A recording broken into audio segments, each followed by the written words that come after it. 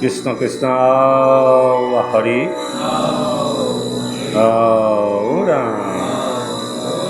বাবাই সমস্ত খুব ভাল লাগিছে আজি আপোনালোকে খুব সুন্দৰভাৱে উপবিষ্ট হৈ বহিছে, আসনত উপবিষ্ট হৈ আছে আৰু এটা পৰিপাটি সুন্দৰ পৰিৱেশ দেখিয়ে মন প্ৰাণ ভাল লাগি গৈছে। আমি এনেধৰণে প্ৰত্যেক সপ্তাহৰ মূৰত লগ পাওঁ আৰু তাৰ কাৰণে আমি মানে ঢাপলিয়াই আহোঁ বুলি ক'লে ভুল নহয়, গাঁৱলীয়া ভাষাত নহয়নে বাৰু? গতিকে যে কি নহওক আপোনাক সকলোকে ভগৱন্ত পুৰুষে ভালে কুশলে ৰাখিছে, মনত আনন্দিত কৰি ৰাখিছে আৰু সেইকাৰণে আমি সমস্তজনে একত্ৰ হৈ আজি পুনৰ আকৌ এই পবিত্ৰ দিনত ভাগৱতক সাক্ষী কৰি, ভাগৱতৰ সন্মুখত ভগৱন্তক সাক্ষী কৰি, গুৰু সাক্ষী কৰি আমি উপবিষ্ট হৈছোঁ। গতিকে ভগৱন্তৰ চৰণত আমি সেৱা ধৰিম, অকল আমাৰ নহয় সমস্ত গাঁওখনো হৈ আমি সেৱা ধৰিছোঁ যাতে সকলোকে কুশলে ৰাখক, মংগলে ৰাখক, যাতে এনেধৰণে কাৰ্যসূচী আমি অব্যাহত ৰাখি আগুৱাই গৈ থাকিব পাৰোঁ। ইয়াৰ আগতে আপোনাৰভাৱে তৃতীয় স্কন্ধ পাঠ হৈ আছে, যিসকলে আহিছে নিশ্চয় সকলো কথা গম পাই আছে আৰু যিসকল কিবা এটা কাৰণত যদি অনুপস্থিত আছিল যোৱা সপ্তাহত, আমি আংশিক গোটেইখিনি কথা ক'বলৈ গ'লে আমাৰ দেৰি হ'ব, আংশিক কৈছোঁ যে আই দেৱহতীক কপিল প্ৰভুৱে সাংখ্য জ্ঞান দিবলৈ গ'লে ভক্তি যুগৰ কথা ক'লে, সাংখ্য যুগৰ কথা ক'লে, নহয় জানো? তাৰ কাৰণে আমি বহুখিনি কথা জানিলোঁ। নিষ্কাম ভকতি 4টা তত্ত্বৰ কথা পাইছিলোঁ, বা মনত আছেনে? 4টা কথা মানিলেই নিষ্কাম ভক্তি হ'ব। আমাক কৈ থাকে ভকতসকলে, সাধুসকলে বা মহন্তসকলে যে নিষ্কাম ভক্তি কৰিলে ভগৱন্তই সেই সেৱা গ্ৰহণ কৰে আৰু নিষ্কাম ভক্তিৰ লগত ভগৱন্তৰ কোনো ধৰণে এৰা এৰি নাই। আৰু সেই নিষ্কাম ভক্তি বুলি কৈ থাকিলে জানো হ'ব? যে নিষ্কাম ভক্তি কৰিবলৈ হ'লে আমি কেইটা কথা লক্ষ্য কৰিব লাগিব? 4টা কথা। আমাক 4টা কথা ইয়াত কৈছিলে, 4টা কথা। এক কি আছিলে? বা এক হ'ল ভগৱন্তৰ লীলা চৰিত্ৰ ভকতৰ সংগত শ্ৰৱণ কৰিব লাগিব, যিটো আজি আমি কৰি আছোঁ। এক নম্বৰ দফাটো আমি কৰিছোঁ, যিটো আমাক ভাগৱতে উপদেশ দিছে যে ভগৱন্তৰ নিৰ্মল চৰিত্ৰৰ কথা ভকতৰ সংগত আগতেই। আপুনি অকলে কৰি থাকিলে নহ'ব। অকলে কৰা হ'লে সকলোৱে ঘৰে ঘৰে ভাগৱত পঢ়ি টনটনীয়া হৈ গ'লহেঁতেন। যিসকলে সাধুসংগ পৰিহাৰ কৰি, সাধুসংগ ত্যাগ কৰি অকলে জ্ঞান লভিম বুলি ভাবিছে, জীৱনত কোনেও ক'তো সফল হোৱা নাই। ইমান সাধুসংগ কিয় কৈ আছে? গুৰু সান্নিধ্য কিয় কৈ আছে?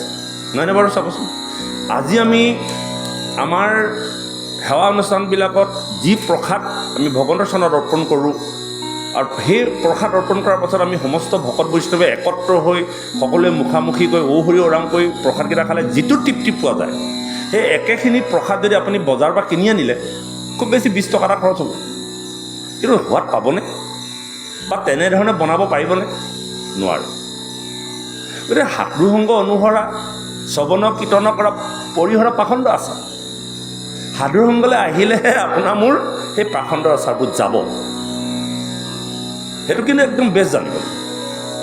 সেইকাৰণে কৈছে, আগতে কৈছে যে ভাগৱত, ৰামায়ণ, মহাভাৰত অকলে নপঢ়িবা, নহয়নে বাৰু? আগৰ শ্ৰেষ্ঠ লোকসকল কেতিয়াও শাস্ত্ৰ ভাষাত অকলে পঢ়িবলৈ নিদিয়ে। ইয়াৰ কাৰণ আছে, কাৰণ আপুনি আঁত মাৰিব নোৱাৰিব। এখন সাগৰত আপুনি অকলে সাঁতুৰিবলৈ গ'লে যদি বিপদ হয়, কোনে ৰক্ষা কৰিব? বিপদ কি হ'ব বোলে? বা ভাগৱত ভাগ অকলে পঢ়ি থাকিলে কি বিপদ হ'ব পাৰে? ভাগৱত যদি আপুনি সংশয় দূৰ কৰিব নোৱাৰে, তেতিয়া সেই ভাগৱতে বোলে 7খন ভাগত যি লুটিয়াই তাক খাই মহাপাপ। সাধুৰ সংগত আকৌ সেইটো নহয়। ইজনে সিজনে মথন কৰি পেলাই নহয়, কথাবিলাক মথন কৰি পেলাই। আৰু মঠিলে কি হয়? মাখন হয়। মাখন মঠিলে কি হয়? ঘিউ হয়। আৰু সেই ঘিউ উপকাৰ হয়। কথাটো আপুনি বুজিছেনে? উপলব্ধি কৰিব। গতিকে ভাগৱতৰ পৰা আমাক কি দিছে? ভাগৱতৰ পৰা আমি পাবলগা কি আছে? ভাগৱতে আমাক সাধুৰ সংগ দিছে। এখন কোনে দিলে? এখন ক'ৰ পৰা দিছে? গুৰুজনে গীতাৰ পৰা এখন আনিছে। মনত ৰাখিব, ভাগৱতৰ পৰা সাধুসংগৰ কথা কৈছে, গীতাৰ পৰা এখনৰ কথা কৈছে। নাম বস্তু ক'ৰ পৰা আনিলে? নাম বস্তু ক'ৰ পৰা আনিলে? নহয়, মই কৈছোঁ আগত, আপোনালোকে মনত ৰাখে, আজি মনত ৰাখক। নাম বস্তু আনিছে পদ্মপুৰাণৰ পৰা। পদ্মপুৰাণৰ পৰা নাম বস্তু গ্ৰহণ কৰিছে, ভাগৱতৰ পৰা ভক্তি আৰু সাধুসংগ গ্ৰহণ কৰিছে, আৰু গীতাৰ পৰা এখন গ্ৰহণ কৰিছে। এই 3টা তত্ত্ব গুৰুজনাই 3খন মহা পুথিৰ পৰা সংগ্ৰহ কৰিছে, কৰি পেলাই ভকতৰ মাজত কি দিছে, অমিয়া সুত বোৱাই দিলে। নহয়নে বাৰু কথাটো? মনত হ'বনে এইবাৰ পৰা? পদ্মপুৰাণৰ স্বৰ্গখণ্ডৰ পৰা কি আনিছে? নাম বস্তু আনিছে। ভাগৱতৰ পৰা কি আনিছে? ভক্তি আৰু সাধু সংগ। গীতাৰ পৰা এখন তত্ত্ব আনিছে, মনত ৰাখি। তেতিয়াহ'লে নামঘোষাৰ পৰা কি আনিলে? নামঘোষাৰ পৰা কি আনিলে? এইবোৰ জানিবলগীয়া কথা। নামঘোষাৰ পৰা ৰস আনিছে, ৰসময় মাগুহু ভকত। মুক্তিস্থ নিস্পৃহ জিত হেহি ভকত কনমু ৰসময় মাগুহু ভকতি। কি বিচাৰিছে? ৰস বিচাৰিছে। কাৰ পৰা বিচাৰিছে?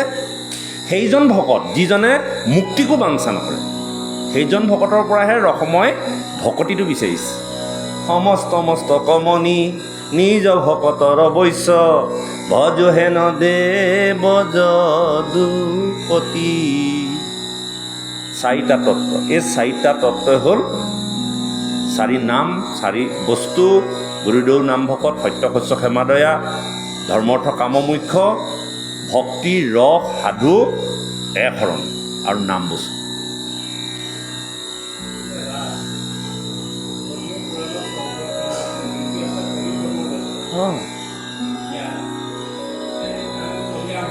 সেইটোৱে কলিত শৰীৰৰ কীৰ্তন বিনাই নাহিকে আপোনাৰ দুটা। যদি কলি ধৰ্মটো পদ্মপুৰাণৰ স্বৰ্গখণ্ডত নিৰূপিত হৈ আছে, তাত কি আছে? নাম বস্তু আছে, তাৰ পৰা নাম আনিছে। পদ্মপুৰাণৰ স্বৰ্গখণ্ডটো আপোনালোকে পাৰিলে চাব, নামৰ তত্ত্বটো তাতে পাব। তাৰপাছত আপোনালোকক ক'লোঁ যে সাধুৰ সংগত আমি শাস্ত্ৰভাগত শ্ৰৱণ কীৰ্তন কৰিব লাগিব, যিহেতুকে আমি জ্ঞানন্ত নহয়। আমি জ্ঞানন্ত নহয়। ভগৱন্তৰ চৰিত্ৰ সম্পৰ্কে, আদি অন্তৰ সম্পৰ্কে আমাৰ জানিবলৈ শক্তি নাই। কিন্তু সাধুৰ সংগত কি হয়? উত্তম শ্লোক প্ৰসৱ হয়। সাধুৰ সংগত উত্তম শ্লোক প্ৰসৱ হয়। প্ৰসৱ মানে জন্ম হয়। ইজনে আজি আমি যিমানখিনি আপোনাৰ হ'ব আগত অৱগত কৰিছোঁ বা সমস্ত এইখিনি আমি বহু আগৰ পৰাই বিভিন্ন অনুষ্ঠানৰ সেৱা অনুষ্ঠানবিলাকত গৈ আমাৰ সেই পিতৃপুৰুষসকলে যিমানখিনি ভাগৱত কথা ক'লে, শাস্ত্ৰ ব্যাখ্যা কৰিলে, তাৰ পৰাই আমি সংগ্ৰহ কৰি আজি আপোনাৰ হ'বৰ আগত এইখিনি দিবলৈ সমৰ্থ হৈছোঁ। ভাগৱত কৈহি নহয়, সাধুৰ সংগৰ পৰা আমি এই ভক্তিৰ কথাবিলাক সংগ্ৰহ কৰা হৈছে। যেনেকৈ আজি আমি আপোনালোকে মনত ৰাখিলে আপোনালোকেও পাৰিব। আজি যেনেকৈ আমি এই কথাখিনি প্ৰকাশ কৰি দিলোঁ, এই কথাখিনি আপোনালোকে পাহৰি গ'লে নহ'ব। মই আগতেও কৈছোঁ, কিন্তু আপোনালোকে পাহৰি যায়। পাহৰি যোৱাটো আমাৰ এটা দুৰ্ভাগ্য নহয় বাৰু? কথাখিনি কৈ যোৱা, বহুত কথাই কৈ অহা হ'ল, কিন্তু পাহৰি যোৱাটো এটা আমাৰ সমস্যা। কিন্তু এইখিনি কথা কৈছিলোঁ। কেতিয়া কৈছিলোঁ? এদিন যেতিয়া আপোনালোকে নামাচাৰ্যৰ আসনত বহিছিল, সেইদিন আমি এই কথাখিনি কৈছিলোঁ। যে কি নহওক, আজিৰ পৰা ভগৱন্তে কৃপা কৰিব।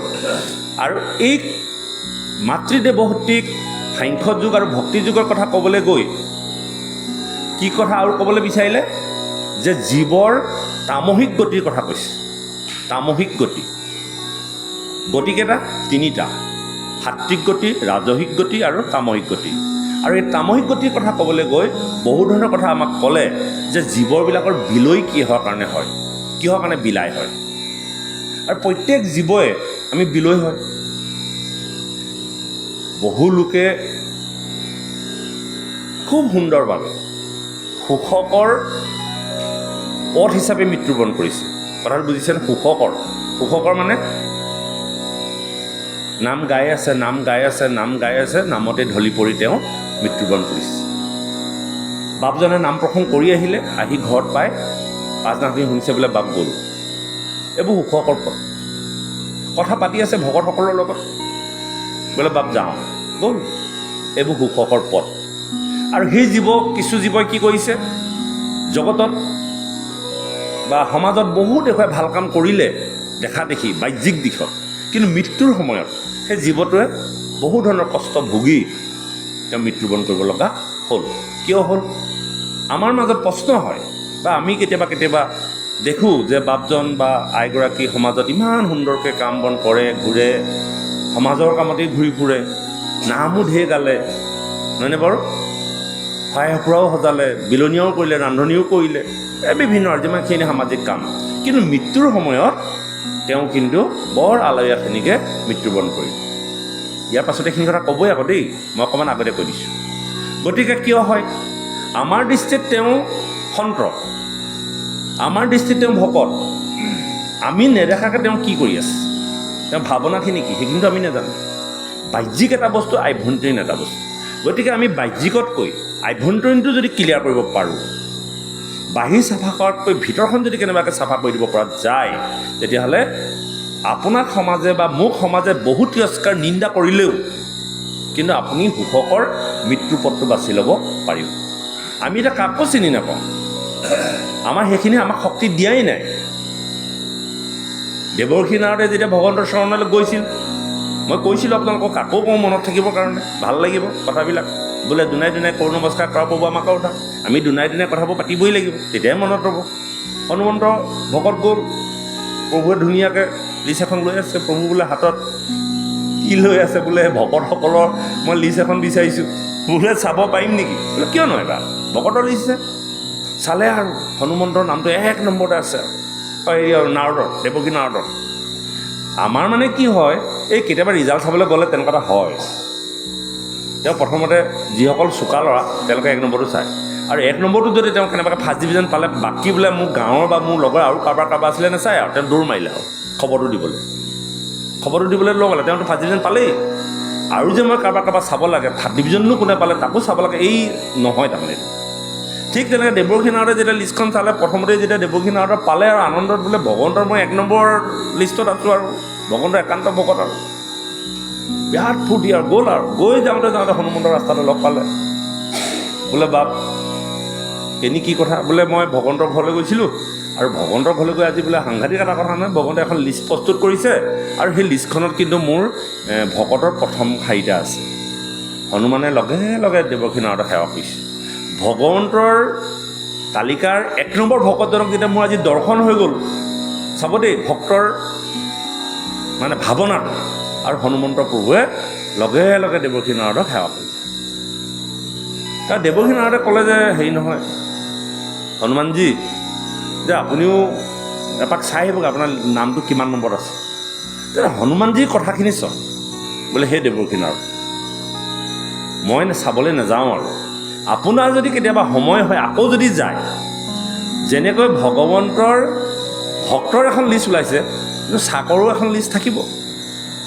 সেই চাকৰ লিষ্টখনত মই কেই নম্বৰত আছোঁ সেইটো চাই আহিবচোন। ভক্তৰ লিষ্টখন নাচাব, চাব দেই ভাৱনাটো। চাকৰৰ লিষ্টখনত যদি কেনেবাকৈ আছে তাত চাই আপুনি যদি কেতিয়াবা যায়, কিন্তু মই আৰু কিমান নম্বৰত আছোঁ মই সেইটো চাবলৈ নাযাওঁ। নহয়নে বাৰু কথাটো? ভাৱনাবিলাক কথা গ'ল আৰু বহুত দিনৰ মূৰত দেৱৰ্ষি নাৰদটো গৈয়ে থাকে ভকতৰ ওচৰলৈ। এইবাৰ গ'ল নহয়, গৈ পেলাই দেখিছে আকৌ এখন লিষ্ট। বোলে প্ৰভু আকৌ এখন লিষ্ট প্ৰস্তুত কৰিলে। বোলে অঁ, এই আগৰ লিষ্টখন কি আছিলে, এইখন কি? বোলে আগৰখন অকল ভকতৰ লিষ্ট, এইখন বোলে একান্ত ভকতৰ লিষ্ট। একান্ত ভকত লিষ্ট বেলেগ বেলেগ আছে নহয়, প্ৰথম শ্ৰেণী ভকত, দ্বিতীয় শ্ৰেণী ভকত, তৃতীয় শ্ৰেণী ভকত, তেনেকুৱাবোৰ আছেতো, এইবোৰ তাতো আছে। তেতিয়া বোলে চাব পাৰি নেকি? সকলো পাৰি চাব। চালে তাত এতিয়া দেৱৰ্ষি নাৰদৰ নাই নামটো একান্ত লিষ্টত। 6জন আছে মাত্ৰ, এজন ভালুক, এজন ৰাক্ষস, এজন দৈত্য। চিন্তা কৰকচোন, এজন বান্দৰ, হনুমান বান্দৰ নহয় জানো? জাম্বন্ত ভালুক নহয় জানো? বিভীষণ ৰাক্ষস নহয় জানো? এতিয়া দেৱৰ্ষি নাৰদে চিন্তিত হৈছে। সেইখন জেনেৰেল লিষ্টে, কিন্তু যিখন প্ৰকৃত লিষ্ট, সেইখন লিষ্টত দেৱৰ্ষি নাৰদ নোসোমালে। তাত কোন সোমালে? মানুহকেইটা কোন সোমালে? যিকেইটা জগতত ভালুক, বান্দৰ, ৰাক্ষস, দৈত্য। চিন্তা কৰক। গতিকে এই ভাগৱতে আমাক এই কথাটো কৈছে, কোনো কাকো ভকতৰ ব্যৱস্থাটো আপুনি নিৰীক্ষণ কৰিব নোৱাৰে। ভকত হৈছোঁ নে নাই আপুনি নিজে নিজে গম পাব। কেনেকৈ গম পাব?